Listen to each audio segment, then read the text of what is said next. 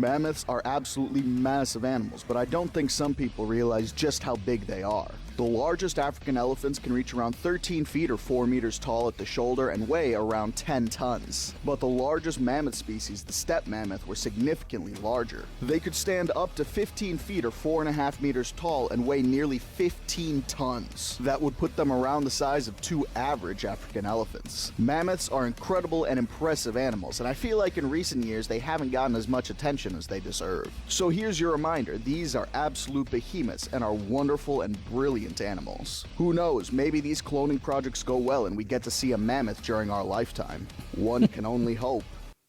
You heard correctly, they said cloning projects. Yeah.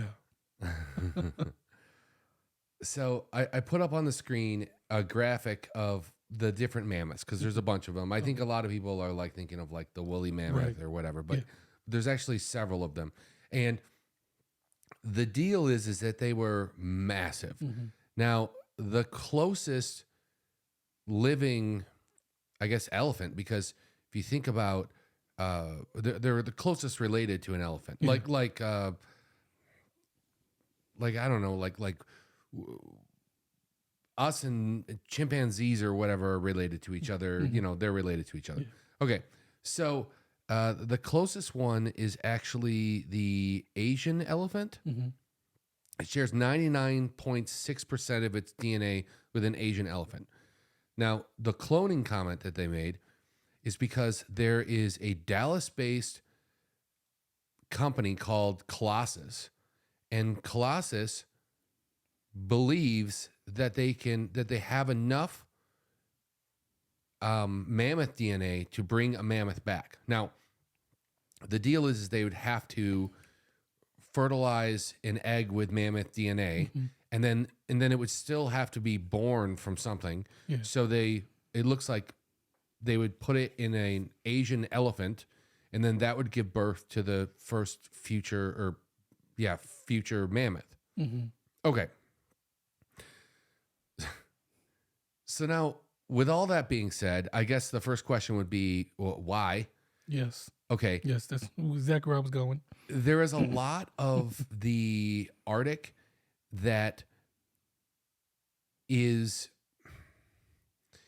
not the same as what it used to be. And in even other, like, I don't even know if I would call it wooded areas, but like jungle areas are not the same because these mammoths, they would do these things where they would crunch down and compact snow. They would cause different types of plants to go up through what they've trampled. Also, they would push down larger trees and things like that, which would cause spots in the jungles to open up and different types of plants flourished. Also, different types of animals flourished.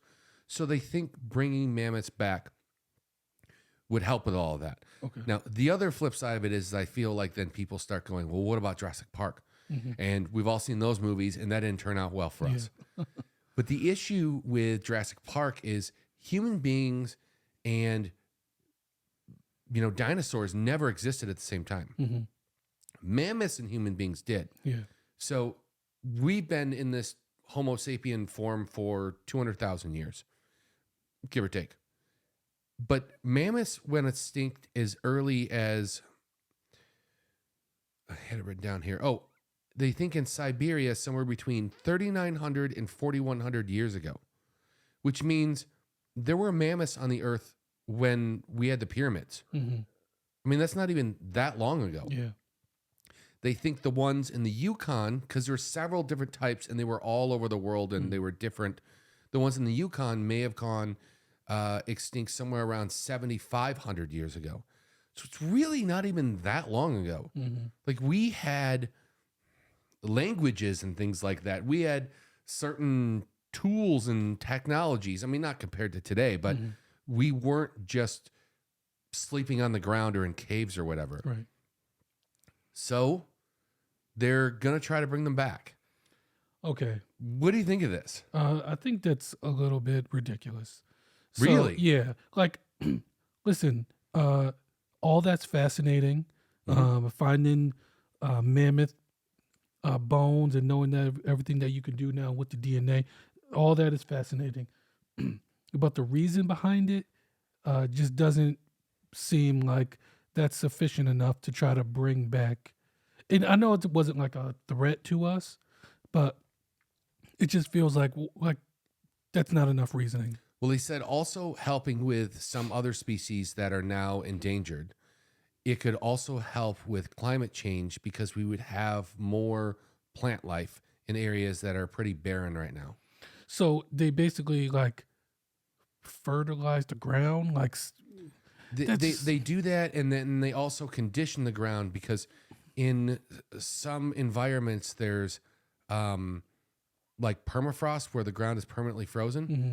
And from what I've read, they break that up to a certain degree, not in all permafrost areas. Yeah. But here, let me show you their website. They've got you don't think it's a old friend and new hero? No. And then they talk about how it'll help the earth. Mm-hmm.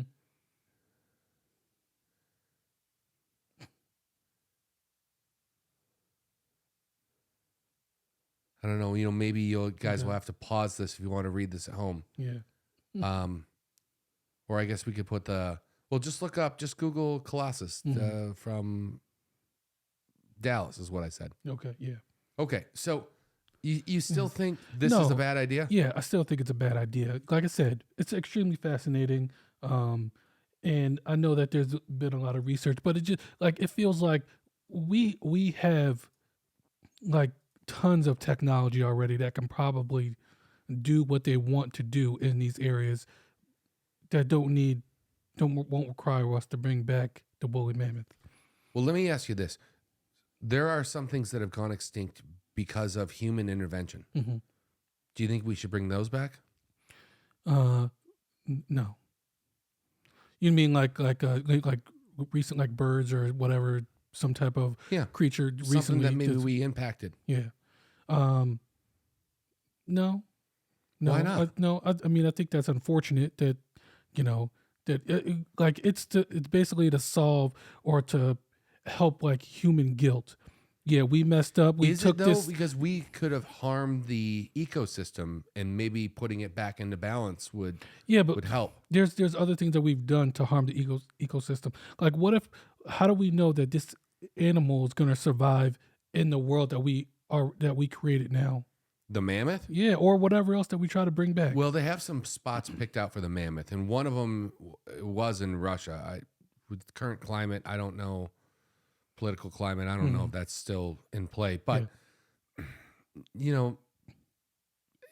it's not like they're going to put it down in the middle of the city. They've got an area that they think it used to exist in, and they want it to help with, and they want to see what it could do. And what this thing won't have any prey or like any predators.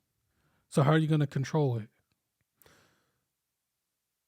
Like if you get so far as to clone it, and are you just going to make so many and then? Well, wait a minute. Who says it doesn't have any predators? What happens if they pick a new spot and they say like northern Canada or something like that? There's tons of polar bears. Polar bears are some of the largest bears on the planet. Mm-hmm. Who says that one of them or a couple of them wouldn't think this is a good idea? They could eat for weeks. Yeah. I don't know. I'm not sold on that. I don't think it's a good idea. I think that we should do it. And I think that if we've destroyed something else or caused something else to go extinct, I think we should talk about bringing it back. I think we've done a lot of damage, and undoing some of the damage could help. I mean, before we stuck our hand in things, there was a delicate balance going on, and we've disrupted that, and it's not the same ever since. Yeah. Now, Wholly Mammoth, I don't think we're to blame entirely. I'm not saying that human beings didn't kill and eat those things. There's all types of like. You go to a natural history museum, they've always got one display of a bunch of guys with loincloths all running after one with a spear, thinking we're going to eat for a month. Yeah. But I think it's interesting. There's no other large animals in those environments anymore, and those environments have become very sterile and barren. And I would like to see life back in those areas. Yeah. Well, that's my case. All right.